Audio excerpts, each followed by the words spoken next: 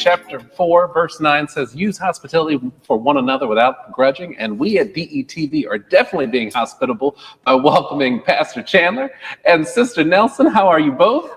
Fine. Thanks for being here. You're welcome. It's good to have you both. Thank now, Pastor, before I get to you, I was sitting backstage a little bit, just got to chat with Sister Nelson. And Sister Nelson, do you mind sharing with me, how long have you been going to your church? All my life. All your life? All my life. And that's 21 years, right? You got to do a little better than that. A little better than that? Yeah. What makes you be such a stewardship with your church? What drove you to go into your church and being there for so long? I love my church. Yeah? I marched from 7th and Walnut, which was Grace Church, down to 7th and Spruce, which is Scott AME Zion Church. Okay. That's when we purchased it. I think I was like 5 or 6 years old when I came there. We marched down that street, and it was such a beautiful feeling. It was a good feeling. Everybody was just so happy. Yeah. And the people just enjoyed talking and singing and going on.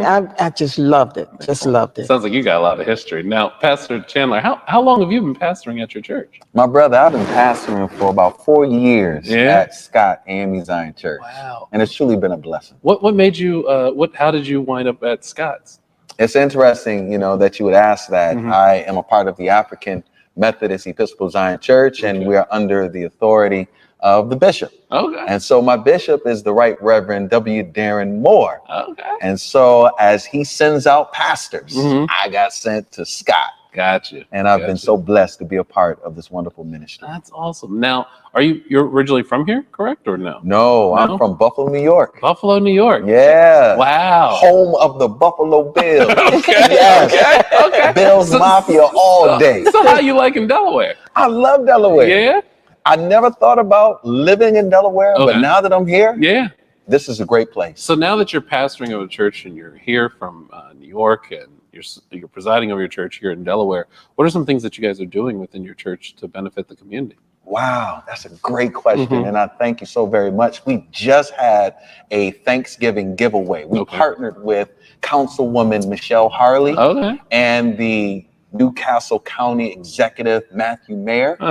And we were able to provide turkey baskets for the residents at Bethel Villa Apartments. Okay. And that's right around the block from Scott. Yeah. And it was done with excellence. The people of Bethel Villa were very much appreciative, and we were happy to be of service. Not only have we partnered with Michelle Harley on that occasion, but we've also partnered with Congresswoman Lisa Blunt Rochester, as we've done prayer walks around the neighborhood and encouraging people to live for the Lord and to also have a campaign of Stop the Violence. It's awesome because I can only imagine. I would love to hear from both of you. We're slowly getting away from this pandemic. Of course, now we're dealing with this new variant and whatnot. I can only imagine, how have you guys been able, you as your church, your membership, have you been able to withstand yourselves as a unit during this pandemic? How have you been able to handle that? Well, Sister Nelson can attest to the fact that we've had our services outside. Okay. And we've wanted to maintain our connection with the community.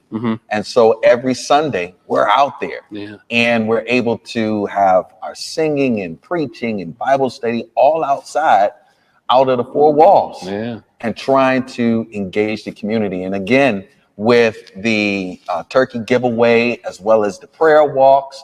And we've also done some vaccinations in the community as well. That helps us to stay connected with our brothers and sisters. It sounds like a pandemic did not stop you guys. What was one of the highlights that you took away from that turkey giveaway that you guys did? Seeing the people being very thankful for what they received. There was one guy that came at the end, and he was so upset because we were finished. But I had my basket and I gave him mine. He was so thankful. He was just, it made me feel like I had really done something. But I didn't need it. And I thought, we're here for a purpose. The purpose was to feed the community. Right. So I just reached out to here. Yeah. Even if I had to go and buy a turkey, it's so be it. You're helping the community. So why would you hold on to something that you really didn't need? And I just passed it on. Well, that speaks a lot about who you are, Sister Thank Nelson. you. So Thank you. I can't thank you enough for doing something like that, because it's needed. You know, this pandemic was not something that anyone planned for. No one knew that it was coming. No one knows how to prepare for anything like that. That's so to true. have individuals like yourselves that are out here saying, listen, in the midst of the storm, we're still going to keep giving and continue to providing. That speaks a lot of volume to who you guys are as members of your church. Now, I know we just celebrated Thanksgiving and we got Christmas coming up. So is there anything coming up with what's going on at your church? Yeah, we're going to have a Christmas cantata. Okay. You know, Scott has had some challenges with its building, and we are in the process of rebuilding, doing some renovations. Successfully, we've been able to complete 3 of our 4 roofs. And by doing so, we've done it with grassroots, raising funds to help us to realize the dream of a better Scott. And so the idea came from Sister Nelson. She said, you know, Pastor, we need to go ahead and have a Christmas cantata. Okay. And I said, all right, yeah, we do. She said, you know, we can bring the community together again, and they can help us to raise funds for this church that has been prominent for many years. You know, we're celebrating 146 years. 146. 146 years of existence. And you heard what Sister Nelson said. She said when she was 5 years old, she was a part of the group of believers that left Grace AME Zion Church and walked down to the new church, Scott AME Zion Church.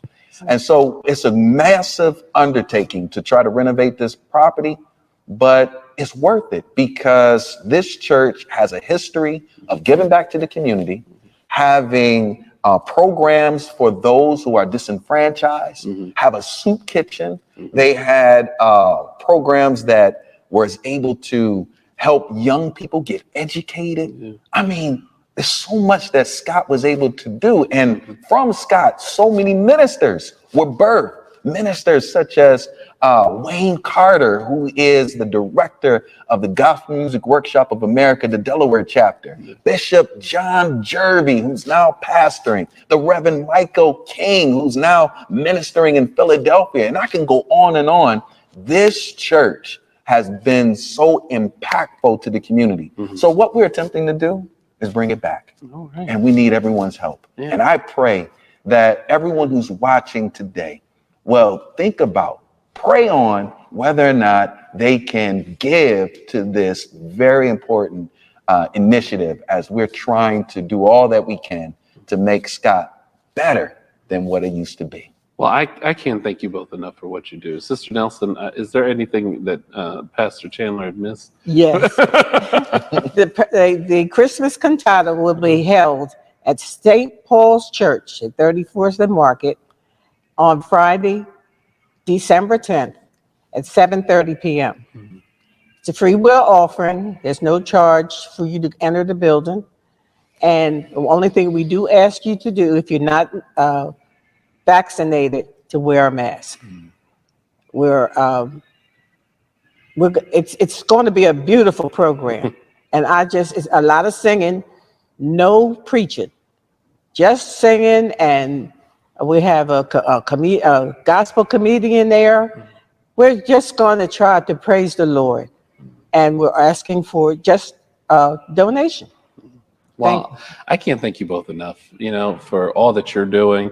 Sister Nelson, was great getting to know you, and Pastor Chandler, thank you for your service. We need more individuals like yourselves in this community because it's going to take a village to really get us back to where we were pre this pandemic. Yes. So keep up the great work. And if there's anything else that we can do, we'll make sure that the community gets your information so they're showing up to help you right along. Thank you so much. Thank you so much. All right. Thank So thank appreciate you. this guys. opportunity. Listen, thank you. I appreciate it. We'll be right back.